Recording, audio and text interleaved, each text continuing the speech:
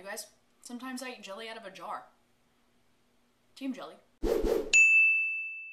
Hey ladies, it is Wednesday and it is Jess and I'm filling in for Kai, and our two topics this week are befriending an ex and our experiences surrounding that and our pet peeves.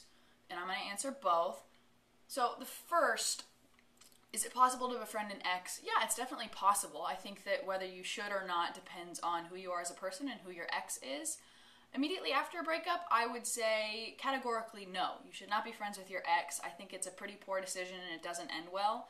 You guys both need time to reconfigure your lives without the other person in it. You need time to get over the other person, whether you got broken up with or whether you broke up with someone. You both need time.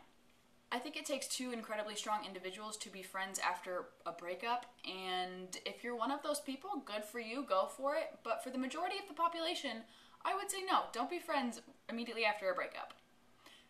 But later on, after you've had time to get over the other person and the relationship, then sure, maybe. I think that it really depends on who you are and what you want and who your ex is. So if your ex is someone that was a good person in your life and would bring joy to it and would be a good friend, then sure, maybe think about being friends with them. If there's someone that was toxic before or abusive, or you're in danger of backsliding and falling back in love with them or something, I would say maybe think about not being friends. Assuming that the breaker-upper wants to be friends, I think that it is entirely up to the person that was broken up with to determine if a friendship is going to exist, when it is going to start, and how it's going to look. And the breaker-upper needs to respect whatever limits the other person puts on the relationship, even if that means no friendship is going to exist at all. 100% you need to respect that. So in terms of my experiences with this, I have not had a lot of positive ones. I am friends with one of my exes right now, and it is incredibly hard. So in light of my experience, would I recommend that you be friends with an ex? Probably not. But in light of other people's experiences, maybe, sure. I personally know people that are friends with their exes, have been friends with their exes, and it's a very functional relationship, it's a rewarding friendship, and that's great. For me, that's not how it's worked out. And I don't think that there's a black and white, right or wrong, yes or no answer to many of life's questions, but in particular this one. What's right for me might not be right for you, and what's right for you might not be right for me. And the only way that you're going to figure it out is really thinking about yourself and living life and going through these experiences and really thinking about what it is that you want and you need and you can stand in your life and what's going to be good for you. And whether you fall into one camp or another, it's valid however you feel. I personally just don't like being friends with exes because I find it really messy and difficult for me. I don't think that I have the personal strength to do it. I don't think I have the skill to do it. I might be doing the friendships wrong, but they've not been positive experiences for me. So with that out of the way, we can go into our second topic, which is pet peeves, which is much more fun for me. I have a list. It is long. They are numerous. So let's get right into it. The first one on my list is not paying attention to me, and I mean this in two ways. It's when you're in an argument or you're in a discussion or you're trying to explain something, and the person you're explaining things to literally is just sitting there thinking of what they want to say in response to you rather than really listening to what you are trying to say. The second is, I think I've mentioned this before, is when people are texting while we're hanging out, whether it's on a date or just friends or I'm telling a story or whatever, they're just sitting there texting another person. That's so rude. It's so annoying to me. Next is girls who leave their hair everywhere in the bathroom. That is literally disgusting. Next are people that only order salads when you go out to eat with them. Like, this is just my personal thing, but you're not fun to eat with. Like, I'm sitting there and I'm like, they're ordering a salad. Oh, I should order a salad, but I want a burger. The sound of dogs licking themselves is like nails on a chalkboard for me. When you get excited for a meal that you're thinking about this meal that you're gonna make when you get home. I'm really food motivated, and you're like thinking about it and you're really excited, but then you go home and you find out that you don't have all the food, or you threw it away, or you already ate it, or your roommate ate it, or the power's out so you can't make it. That crushes my soul.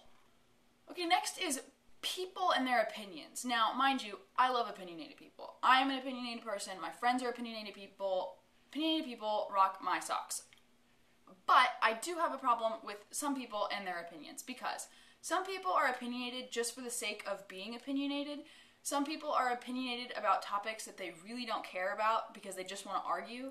Some people are opinionated when they lack the knowledge on the subject they are opinionated about. And some people just don't have opinions or are unwilling to share them because they just want to be seen as really agreeable. People who just agree with me all the time, like, I don't like that. Scooch along. Next is overly friendly help staff at stores. And this is really just my thing because I know that you guys are doing your job. You're not doing anything wrong in particular. This is just me. I don't like being talked to at stores unless I initiate it. I don't like being badgered while I'm shopping, like, oh, can I help you with anything? How's your day today? Hello, what can I do for you? Are you getting that product? Do you need any help picking anything out? How are you doing, ma'am? It's just like, back off, you know? I just want to shop alone. I would rather go to a store that has unfriendly help staff than friendly help staff. People who mumble. This might be about me and my poor hearing, but no. People who are constantly late. I am consistently on time. I'm a very timely person, and it's hard for me to deal with people that are constantly late. Like, not 1, 2, or 3 times. Like, every time you hang out with them, they are late. That annoys me. People who pronounce Nevada, it's just a deal breaker for me. And I know that that cuts out 50% of the population, but I have to draw the line somewhere, and I gotta keep my standards high, you know? And then finally, the one surefire way to piss me off is with bad drivers. Bad drivers are my ultimate pet peeve because I will admit on the internet in front of the viewers right now that I am an aggressive driver. I'm an aggressive driver. I drive fast. I weave through lanes. I just love driving. It's actually really calming for me. It's like meditation almost. And when other people impede my ability to drive the way that I want, I get super annoyed. The surefire way to annoy me is to drive slow in front of me. Slow drivers? No. People who tailgate? Get out! People who cut me off? No. People who don't use their blinker? Leave! I would just prefer if all the bad drivers would just go and move to Canada. No offense to Canada. But just go move to Canada or anywhere else and just go set your life up over there. That's what I would like. Just go set your life up over there, and all the good drivers can drive here in America. That's what I want. Alright, so that's it for me this week. In terms of pride, I'm going to say 80% chance that I'm going to be there. 20% chance that I'm not. Only because I have work, and it takes a lot of money for me to get down there, so we'll see if I get to New York Pride.